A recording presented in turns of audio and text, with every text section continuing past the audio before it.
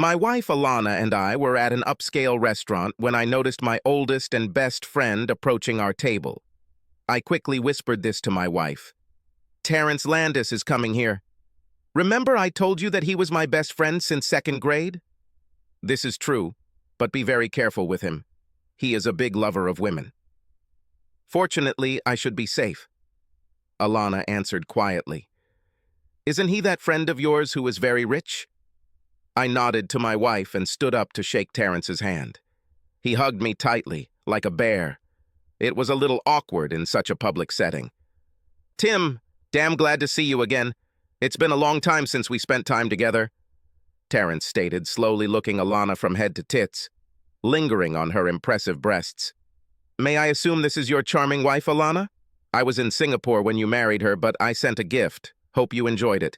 "You're the friend who sent Tim that new pickup truck, aren't you?" Alana exclaimed, standing up and holding out her arms for a hug. "Alana, this is my best friend Terrence," I managed, as he politely but firmly pulled me aside to embrace Alana in his arms.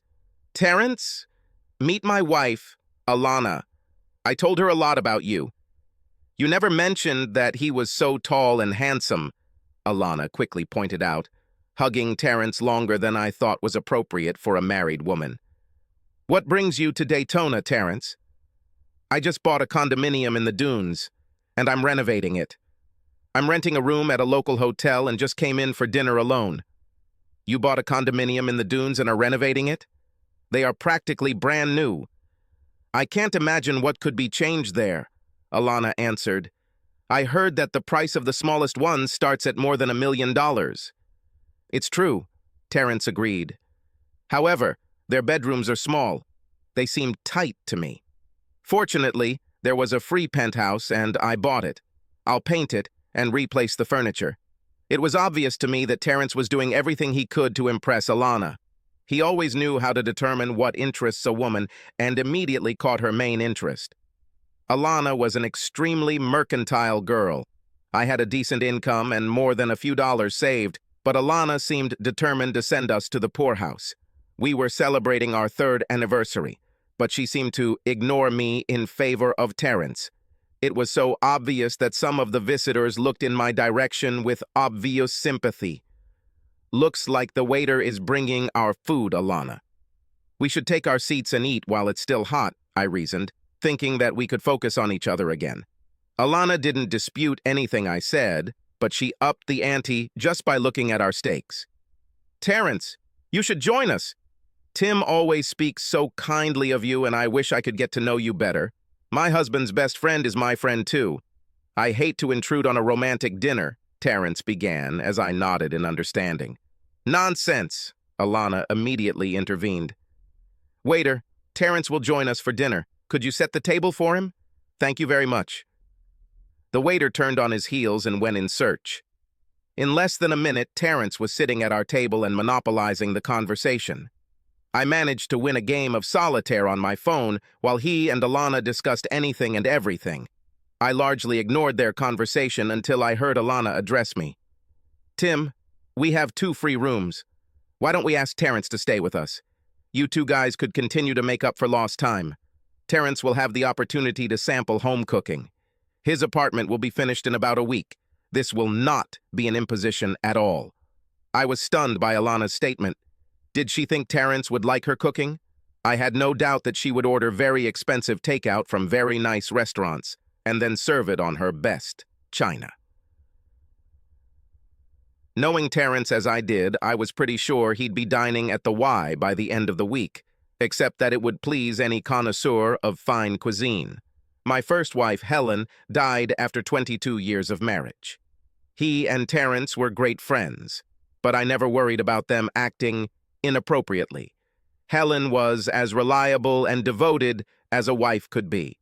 Unfortunately, she died of a sudden heart attack 5 years ago.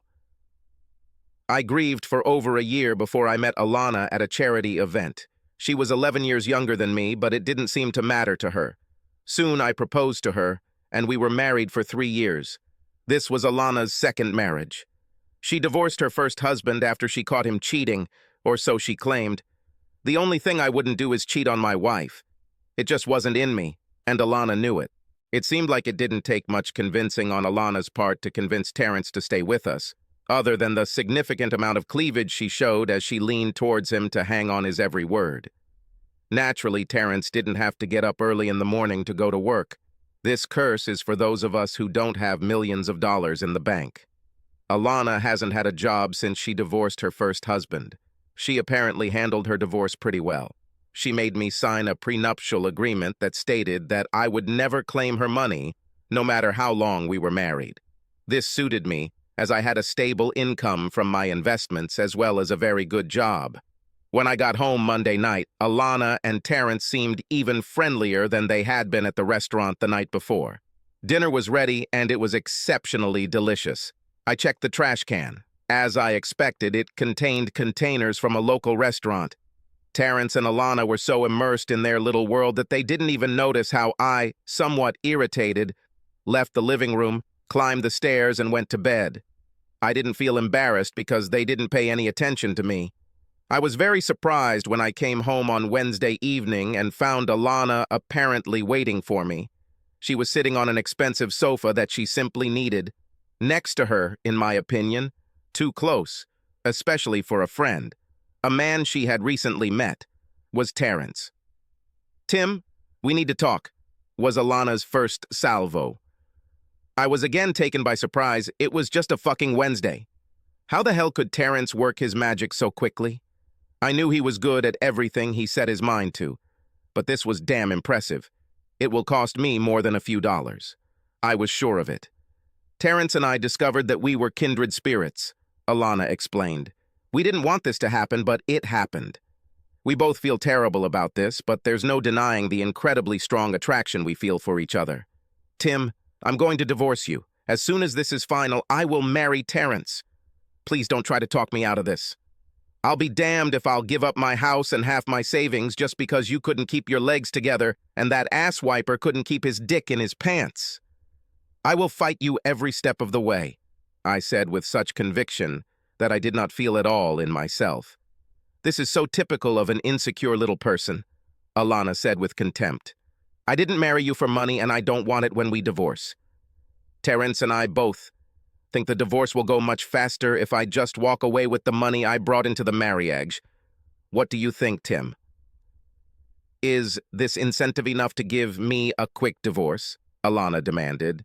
Where do you want me to sign? I slyly parried. I knew money meant more to you than me. I'll spend the next few nights with Terrence while we wait for his apartment to be painted. I don't want to hear any complaints. No whining, crying, or whining, Alana insisted. I simply nodded, turned, and walked into the nearest tavern. It's amazing how quickly a divorce can move through the courts when the three people involved are passionate about it, and one of them is very rich. A few months later, I was a single man again. The weekend after my divorce became final, I went back to the same restaurant I'd been to with Alana when she first met Terrence. I found him sitting at a table for two. I just walked in and joined him. Do you want to kiss my feet here in the restaurant, or wait for a more private setting? Terrence asked with a wide smile. I wasn't so calm.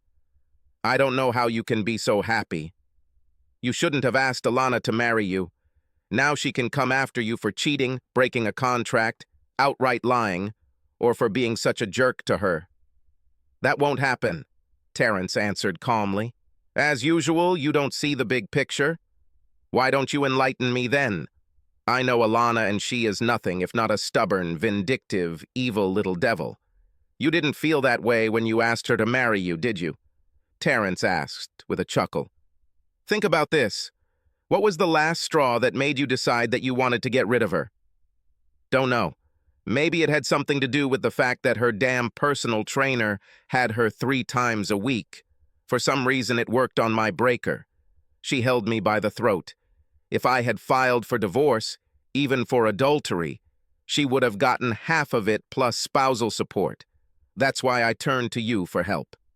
I never thought that you would be able to get her to ask for a divorce by Wednesday. It was amazing. Your line of shit must have improved even more over the years, I added. It has more to do with how my portfolio has improved over the years. Once she realized how much money I had, she was able to seduce me instantly.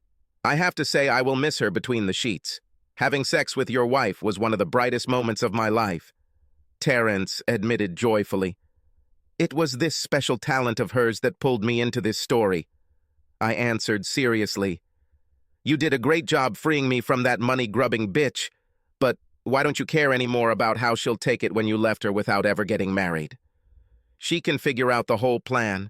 She may be a whore, but she's smart. Remember I mentioned the big picture? Terence asked. As an engagement gift, I gave Alana a weekend at the Ritz, with a spa day included. You're an idiot, I spat at him.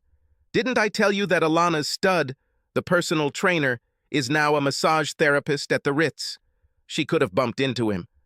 What are you saying? I ordered it for her when I was designing the spa, Terence admitted. Last night I decided to visit her just to see how pleased she was with my gift. Since I paid for the room, I had a key. Luckily, my phone was preset for video. No wonder I found her extremely happy with my gift. Was she with him? Do you have a video? Did she cheat on you? I dealt with it by slowly getting my thoughts in order. You must have been very upset, perhaps angry enough to break off the engagement. Alana was devastated by my unforgiving attitude, Terence replied with a grin. It was the first time she did something like that. This will never happen again. I agreed with her on this. This won't happen to me. Right now she's out shopping, returning my gifts, at least in between sobs and curses. You owe me dinner for making her say on Wednesday that she wants a divorce, Terence added with a wide smile. You saved me a fortune, bro. I'll be happy to treat you to dinner. You have always been by my side. Alana has no idea about relationships, but you know what true friendship is. Subscribe to our channel so that your second chaff doesn't cheat on you, and go ahead and listen to the next story, because this story is nothing compared to the next one. If you're under 18, don't even think about listening to the next one.